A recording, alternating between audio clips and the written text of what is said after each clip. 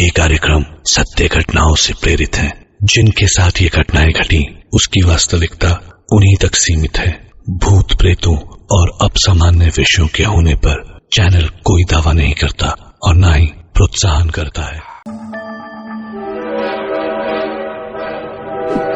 सिद्धू को उसकी लेट लतीफी की आदत ने आज फिर से एक बार करीब करीब ट्रेन छुड़वा ही दी थी, मगर भागता हुआ प्लेटफॉर्म को पूरा पार करके आखिरकार सिद्धू ने ट्रेन पकड़ ही ली।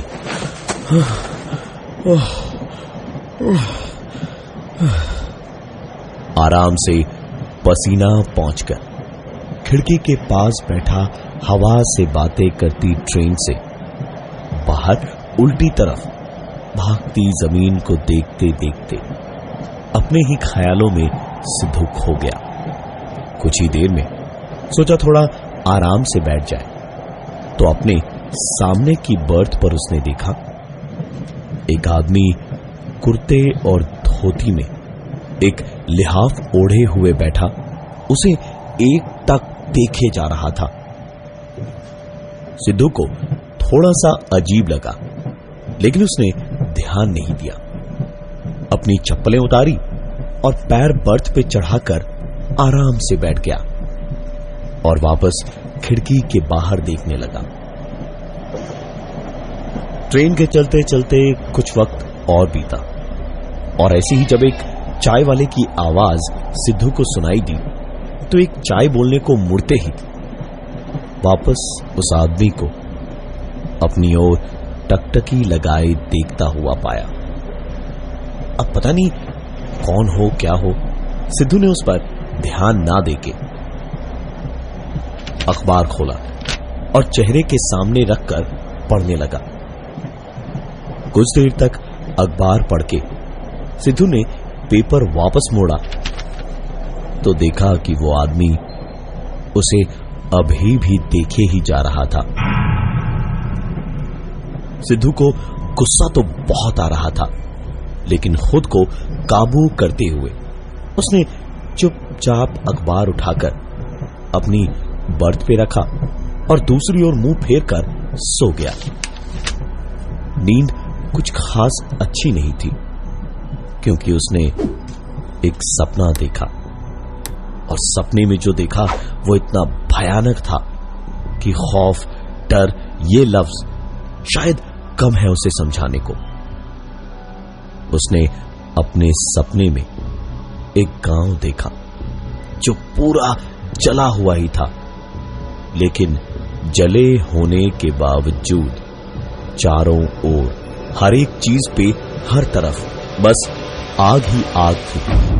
आग का भी किसी पानी के समंदर जितना शोर हो सकता है, ये अपने सपने में भी नहीं सोचा था कभी सिद्धू ने। लेकिन आज उसने सपने में देख भी लिया। सिद्धू उस जगह से बच के भागने की कोशिश में लगा था जब एक लड़की की दर्द से भरी चीखें उसे सुनाई दी और भागता भागता एक चौराहे की जगह पे सिद्धू पहुंचा तो उसे ऐसा लगा जैसे वो चीखें कुछ कह भी रही थी। ध्यान से उस चारों ओर जलती हुई आग की आवाज में सिद्धू ने सुना कि वो लड़की पूरे गांव को जलने मरने की बद्दुआएं दे रही थी। उसकी आवाज में दर्द था, नफरत थी, लेकिन गुस्सा नहीं था। ऐसी ही चीखों से अचानक एक झटके से हांफता हुआ जब सिद्धू उठा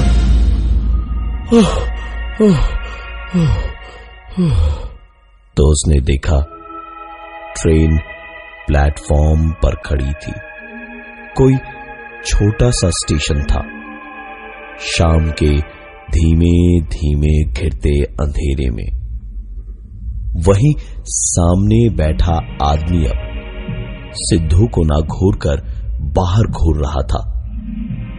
सिद्धू ने अपने माथे का पसीना पोंछा और ध्यान से बाहर देखा तो जिस गांव के स्टेशन पर ट्रेन रुकी हुई थी वो पूरे का पूरा गांव काला था।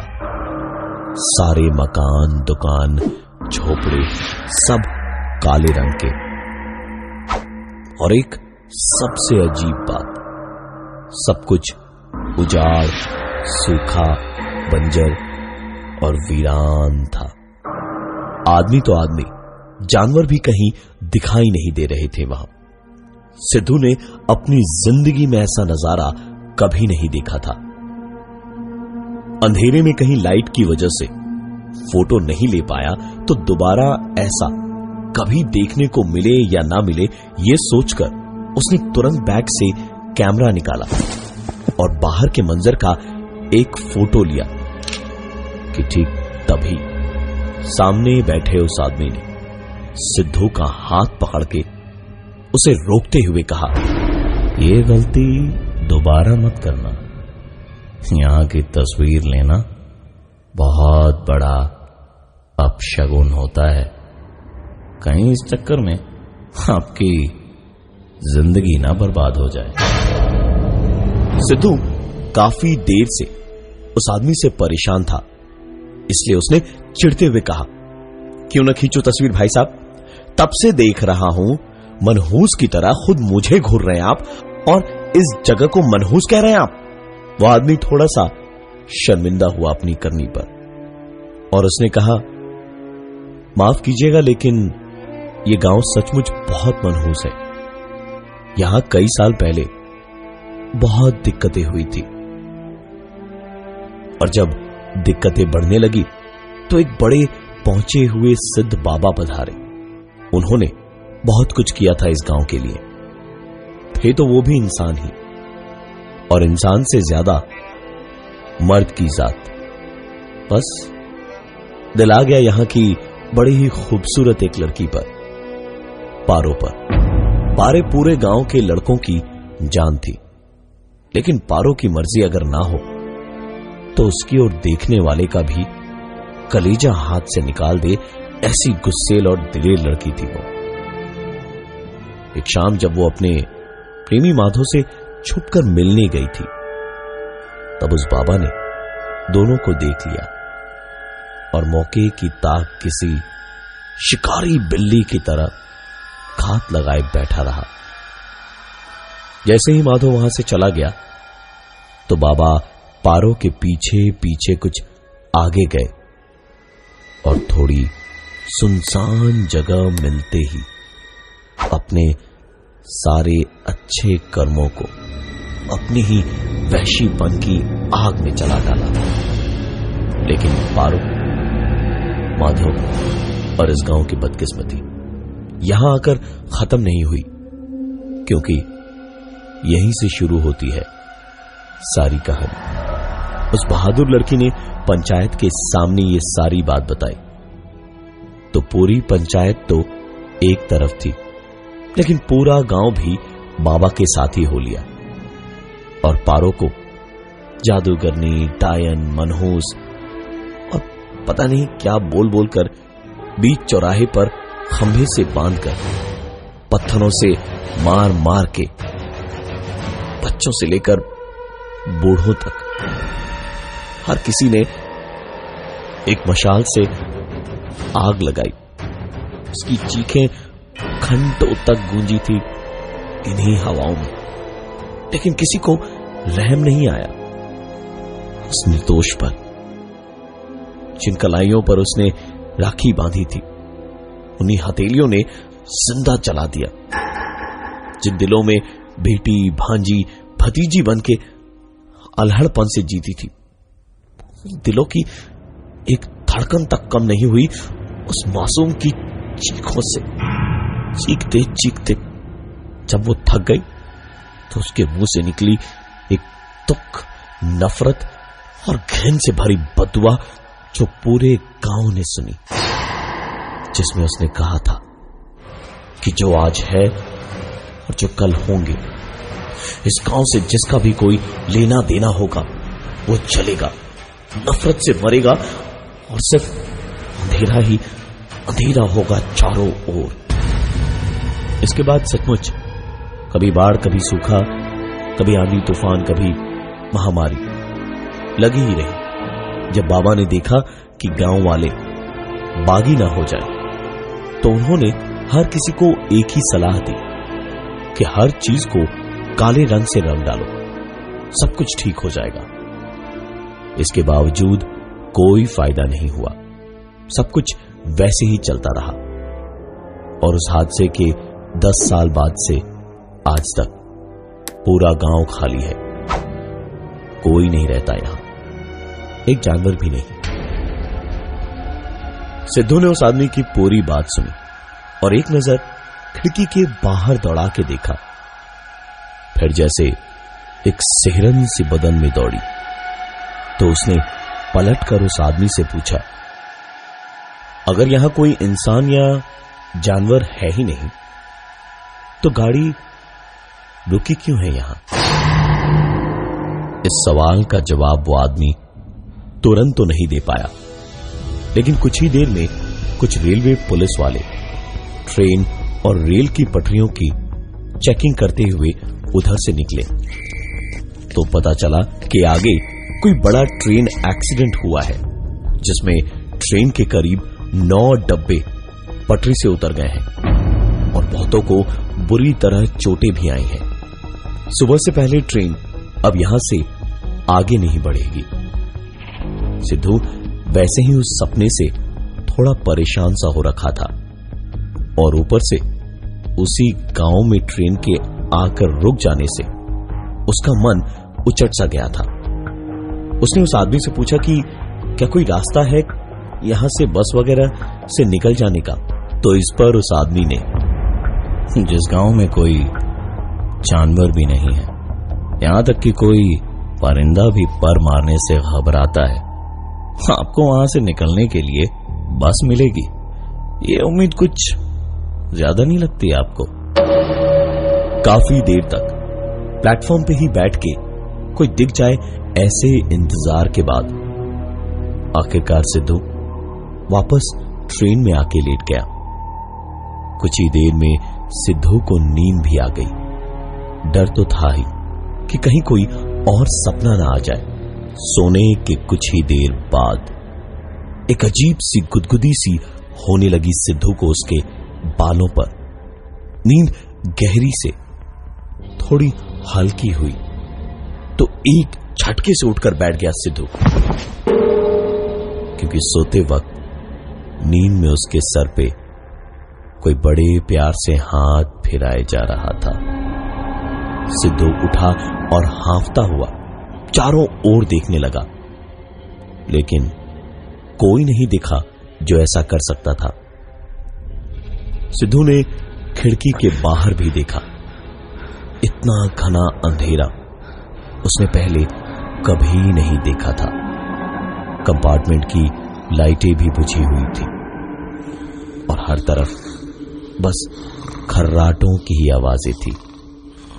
सिद्धू ने अब अपना सर खिड़की की तरफ ना रख के दूसरी तरफ रख के लेटना ही बेहतर समझा। सन्नाटा और अंधेरा मौत से ज्यादा था वहां। सिद्धू दूसरी तरफ अपना सर रख के लेटा ही था कि कुछ ही देर में दोबारा ऐसा महसूस हुआ जैसे कोई उसके सर पर अपने हाथ फिरा रहा हो। सिद्धू एक झटके से उठा। नींद उड़ जानी चाहिए थी उसकी, लेकिन अभी भी आंखों में नींद खुली हुई थी। सिद्धू उठकर सीधे बाथरूम की ओर गया और आंखों में पानी के छींटे मारकर वापस आया तो सीट तक पहुंचते ही उसने देखा कि सामने की सीट वाला आदमी जागकर बैठा हुआ था। सिद्धू ने उससे पूछा, क्या हुआ, नींद नहीं आ रही या घबराहट हो रही है? उस आदमी ने सिद्धू की तरफ पलटकर बड़ी अजीब सी गहरी आवाज में कहा, मैं रात को सोता नहीं, पारों की चीखें मुझे सोने नहीं देती। बस कई सालों से कभी कभी दिन के वक्त थोड़ा सो लेता हूं। सिद्धू के लिए यह सब कुछ किसी डरावने सपने जैसा था। उसने ट्रेन की खिड़की बंद की और चुपचाप लेट गया, लेकिन फिलहाल उसे नींद नहीं आ रही थी। लेटे लेटे उसकी खिड़की के बाहर हो रही कुछ आवाजों से उसका ध्यान उस तरफ गया।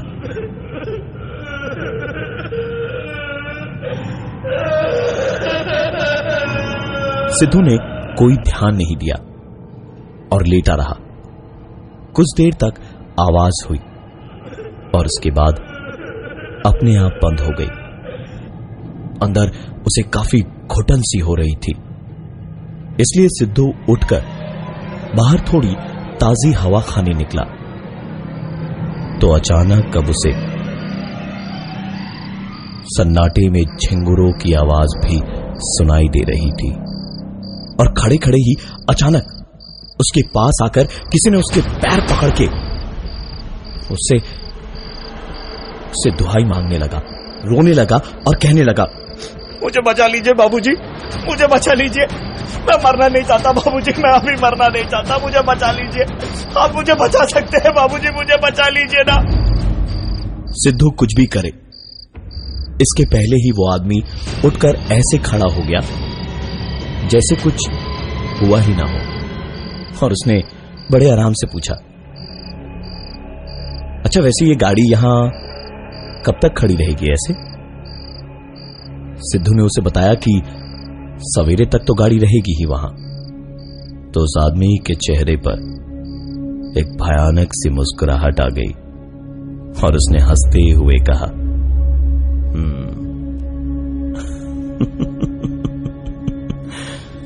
मतलब तुम भी यहां सुबह तक फंसे रहोगे ना? सिद्धू तुरंत वापस ट्रेन में चढ़ने को हुआ तो अचानक वो आदमी बिल्कुल ही पागल हो गया और सिद्धू का गला पकड़ लिया और चिल्लाता हुआ बिल्कुल उसका गला दबाने लगा। सिद्धू किसी तरह खुद को छुड़ाकर ट्रेन में वापस चढ़ा और कंपार्टमेंट का दरवाजा बंद करके अपनी सीट पर आकर बैठ गया। उसके सामने की बर्थ पे बैठा वो आदमी सिद्धू को घूर रहा था और फिर अचानक उस आदमी ने खिड़की खोली और हंसता हुआ बाहर जो आदमी सिद्धू पे चढ़ बैठा था उससे कहा, हाँ हाँ वो अंदर ही है, आओ तुम भी आ जाओ यहां। सिद्धू का बस चलता तो उस आदमी को वहीं मार डालता। वो गुस्से में चिल्लाया, जब से ट्रेन में चढ़ा हूं तब से देख रहा हूं तुम कभी मुझे घूरते रहते हो, कभी मुझे भूतिया कहानी सुना के डराने की कोशिश करते हो। आखिर तुम चाहते क्या हो मुझसे? वो आदमी धीमे से हंसा और फिर उसने कहा, वो बाबा जिसके वहशीपन की वजह से ये गांव बर्बाद किया गया था, उस बाबा के वंश को खत्म करने की कसम खाई थी मैंने अपनी पारों के लिए। तेरे खानदान में बस तू ही बचा है अब। सिद्धू के सर पे जोर से कुछ लगा और वो वहीं बेहोश हो गया।